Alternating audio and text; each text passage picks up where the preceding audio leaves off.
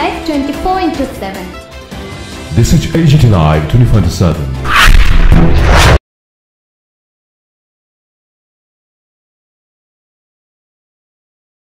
সংগঠন দলের কোনো আপত্তি নেই। ছত্তিশগড়ে এই নকশালদের দমনের জন্য কাশ্মীরের মতো হাজার হাজার ফোর্স সেখানে মোতায়েন করা আছে।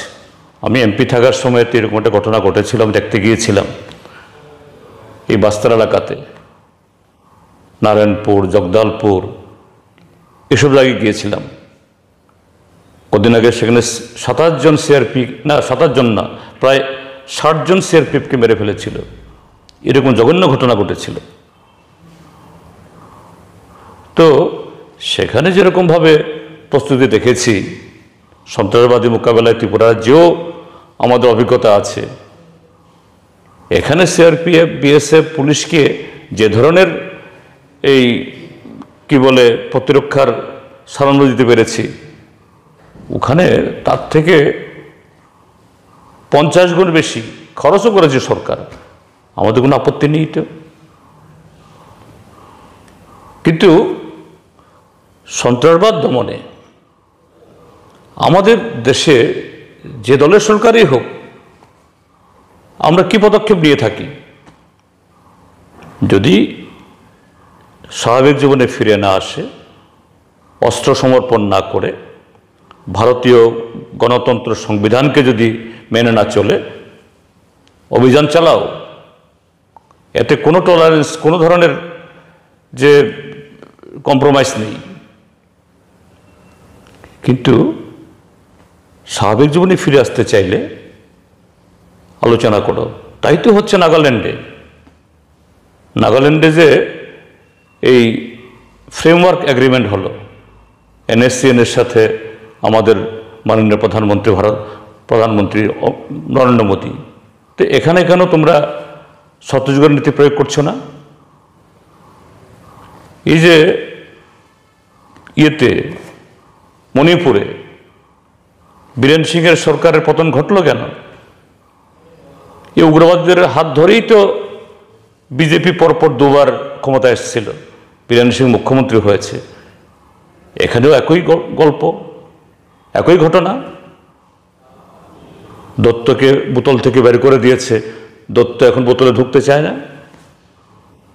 শেষ পর্যন্ত এটা গড়ালো কোকি ভার্সেস মেইতেইদের মধ্যে লড়াইয়ে। 101 লোক মারা গেল, 50,000-এর বেশি লোক বাড়িঘর পুড়ল। এখনও অশান্তি, একই রাজ্যের মধ্যে অনেকগুলো টুকরো হয়ে আছে। এখন রাষ্ট্রপতি শাসন জারি করতে বাধ্য হয়েছে। আর সেই দলই তো এই ডাক্তার মানিক শাহর নেতৃত্বে এই কদিন আগেও কিছু অথর্ব বামফ্রন্ট সরকারের সময়ে যাদের মোকাবেলা করে যে এনলেফটি, টাইগার ফোর্সকে আমরা বোতলে ঢুকিয়ে দিয়েছি, কিছু অথর্ব দাঁত ভেঙে গেছে, নখ পড়ে গেছে, হাড় ভেঙে গেছে, এরকম কিছু এই সন্ত্রাসবাদীদের অংশ বাংলাদেশে সেখানে পথ ছিল। এদেরকে জমাই আদরে ডেকে নিয়ে গিয়ে জম্পুইজলা যে টিএসআর ব্যাটালিয়ান, যাদের 21 জন জওয়ান খুন করেছে এই উগ্রবাদীরা, সেই টিএসআর জওয়ানদের অর্ধেক অংশ খালি করে দিয়ে সেখানে জামাই আদরে আনতে হয়েছে। আমরা এটাকেও বিরোধিতা আমরা করিনি, ঠিক আছে, যে সন্ত্রাসবাদ চিরতরে তার সমাধান ঘটুক, অবসান ঘটুক। এতে যদি আলোচনার শেষে যদি এতে দীর্ঘমেয়াদী শান্তি স্থাপন হয়, ওয়েল অ্যান্ড গুড। স্বাভাবিক জীবনে ফিরে এসে তারা কোন দল করলেন, কোন পার্টি করলেন, আমাদের কোনো আপত্তি নেই। আমাদের সময় তাই বলেছি। আর এখন আমরা বলছি যে সেই নকশালদের বিরুদ্ধে অভিযান শুরু করেছে।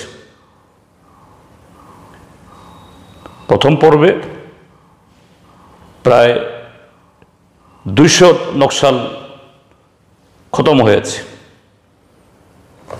আরও অল্প কিছু তারা পালাতে পারছিল না, তাদের তরফ থেকে উপর্যুপরি সরকারের কাছে এরা চিঠি পাঠাচ্ছে, আবেদন পাঠাচ্ছে, আমরা আত্মসমর্পণ করব, আমরা কথা বলবো, সংবিধান মেনেই আমরা এই স্বাভাবিক জীবনে ফিরে আসার জন্য আমরা সরকারের সাথে বসব। মধ্যপ্রদেশের বর্তমান বিজেপি সরকার, স্বরাষ্ট্রমন্ত্রী অমিত শাহ বলছে না, এদের সব খুন করে ফেলো।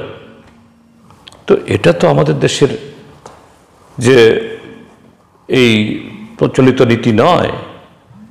আর একই দেশে তুমি এই অন্য রাজ্যগুলোতে, নাগাল্যান্ডে, মণিপুরে, ত্রিপুরাজ্যে, এখানে তুমি ভিন্ন পথে হাঁটছো, আর ওখানে গিয়ে বলছো আরেক কথা। আর রাজীব ভট্টাচার্যরা সে ইতিহাস জানেন না, আরও এক দুজন নেতা যাদের এই সমস্ত ইতিহাস সম্পর্কে কোনো জ্ঞান নেই, ওরা বলছে সিপিএমরা এই সংবিধান মানে না, নকশালদের প্রতি দরদ। আরে নকশালদের হাতে সিপিআইএমরা যে কত জীবন দিয়েছে, কজন দিয়েছে ভারতীয় জনতা পার্টি। কাজেই তাদের এই অন্তঃশ্বাস শূন্য অসত্যের উপরে ভিত্তি করে এবং তাদের যে দ্বিচারিতা, ছত্তিশগড়ে এক নিয়ম, নাগাল্যান্ডে আরেক নিয়ম, মণিপুরে এক নীতি, ত্রিপুরা এক নীতি, এটা তো সুবিধাবাদী। অর্থাৎ বিজেপিকে ভোটে জেতার জন্য সাহায্য করলে যা খুশি করো, সংবিধান পোড়াও, আগুন লাগাও, আর বিজেপির সাহায্য না আসলে, হ্যাঁ, ছত্তিশগড়ে নকশালদের উপরে যে এই প্রশাসনের যে ধরনের পদক্ষেপগুলো চলছে এবং তার যে সর্বশেষ অবস্থা, সে সম্পর্কে সম্প্রতি আমাদের পার্টির পলিট ব্যুরো থেকে একটা বিজ্ঞপ্তি, এই স্টেটমেন্ট জারি করা হয়েছে।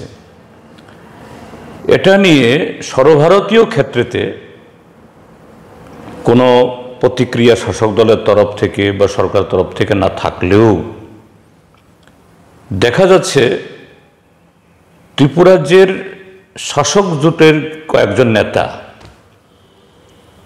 নানা ধরনের যে ভুল তথ্য, কুৎসা এবং উদ্দেশ্য প্রণোদিতভাবে নানা ধরনের মন্তব্য তারা করছেন। এবং সর্বশেষ গতকাল কি পরশুদিন ভারতীয় জনতা পার্টি দলের রাজ্য সভাপতি এবং বর্তমান রাজ্যসভার সাংসদ রাজীব ভট্টাচার্য মহোদয়ও অত্যন্ত আপত্তিজনক কিছু মন্তব্য তিনি করেছেন। আমি ত্রিপুরাজ্য জনগণের জ্ঞাতার্থে, তাদের উদ্দেশ্যই তো হলো ত্রিপুরাজ্য জনগণকে বিভ্রান্ত করা। আমাদের জাতীয় স্তর থেকে, দিল্লি থেকে এই বিবৃতি দেওয়া হয়েছে। ভারতীয় জনতা পার্টির জাতীয় স্তর থেকে এই বিবৃতির কোনো কাউন্টার করা হয়নি, ভারত সরকারের তরফ থেকে বা ছত্তিশগড় সরকারের তরফ থেকেও। খুব সংক্ষেপে যে আমি বলছি, ঘটনাটা কি, ছত্তিশগড়ে বিগত কয়েক দশক ধরে এই নকশালপন্থীদের উপদ্রব, জনজীবন অতিষ্ঠ, এবং তাদের এই নকশালপন্থীদের এই হামলা হুজ্জুতির প্রথম শিকার হলো আমরা বামপন্থীরা। সেখানে আমাদের ছোট্ট শক্তি, অতি ক্ষুদ্র শক্তি আমাদের, কিন্তু অন্য শক্তিগুলো সেরকমভাবে তাদের তরফ থেকে কোনো ধরনের বাধা তারা পায়নি। তো একবার কোনো অপশক্তিকে, যারা সন্ত্রাসের উপর ভর করে যারা টিকে থাকতে চায়, কোনো তরফ থেকে তারা যদি সেরকম এই সাহস পায় সেরকম পৃষ্ঠপোষকতা পায়, তারা থামতে পারে না। এটা ছত্তিশগড় কেন, আমাদের এই উত্তর পূর্বাঞ্চলে আমরা এই ত্রিপুরাজ্যে দেখেছি, মণিপুরে এখনো আমরা দেখছি, নাগাল্যান্ডে দেখছি। যাই হোক, ঘটনা কি,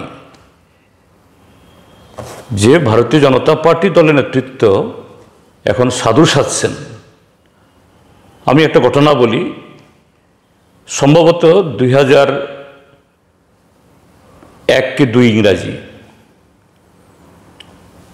ছত্তিশগড়ে তখন অজিত যোগীর সরকার। এই অজিত যোগীর সরকারকে ফেলার জন্য, ক্ষমতাচ্যুত করার জন্য সেই সময়তে ভারতীয় জনতা পার্টির সাথে এই নকশালদের চুক্তি হয়েছিল। আমি তার প্রত্যক্ষ সাক্ষী। এই ছত্তিশগড়ের বাস্তার অঞ্চলের নারায়ণপুরে তখন একটা প্রার্থীর পক্ষে, আমাদের প্রার্থী ছিল সেখানে সিপিআইএমের, আমি প্রচারে গিয়েছিলাম। আমি আর পশ্চিমবাংলা আমাদের নেতা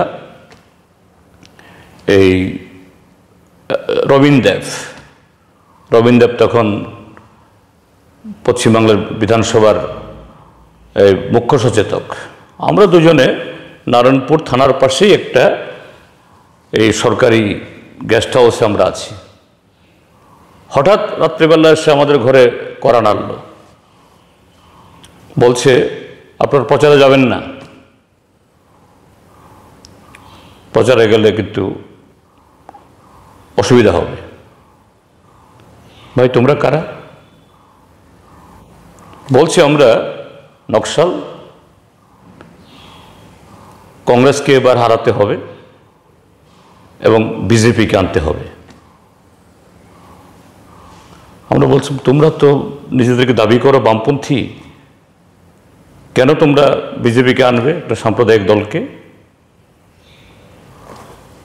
এই হলো একটা টুকরো ছবি আমি বললাম। তারপর পরবর্তী সময়েতে একটা ঘটনা ঘটেছে। কংগ্রেস তখন বিরোধী দল, অজিত যোগীর দলকে তখন এই কংগ্রেস দল সরকারকে তখন হারিয়ে দিয়েছে। বিজেপি আসলো, বিজেপির দুর্নীতির বিরুদ্ধে স্বাভাবিক কংগ্রেস সেখানে বড় দল, তারা একবার পদযাত্রা করছিল।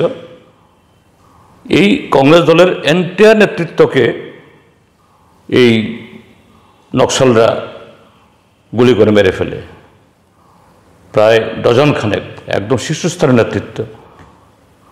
পত্রপত্রিকাতে উঠেছে, এগুলো লুকোনোর কোনো সুযোগ নেই। কারা মদত দিয়েছে? তৎকালীন ছত্তিশগড়ের সরকার। চোর আজকে সাধু। এখন বিজেপির সরকার স্বাভাবিক একবার এইভাবে দত্তকে বোতল থেকে বের করেছে, সে দত্তকে আর বোতলে ঢুকানো যাচ্ছে না। তারা এখন তাদের মাথা ব্যথা, তাদের দমন করতে হবে।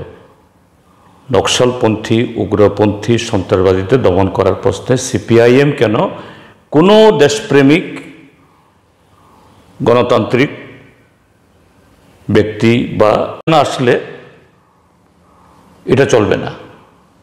আর সেই জায়গায় যারা মানবিকতার কথা বলবে, শান্তির কথা বলবে, তাদের উপরে তোমরা এভাবে অসত্যাচার করবে, মানুষ এগুলো মেনে নেবে না।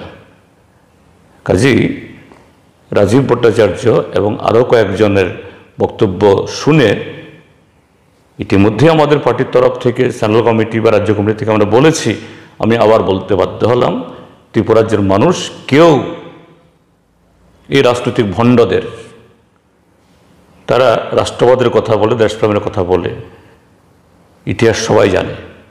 এই আরএসএস বিজেপির দেশপ্রেমের ইতিহাসটা কি।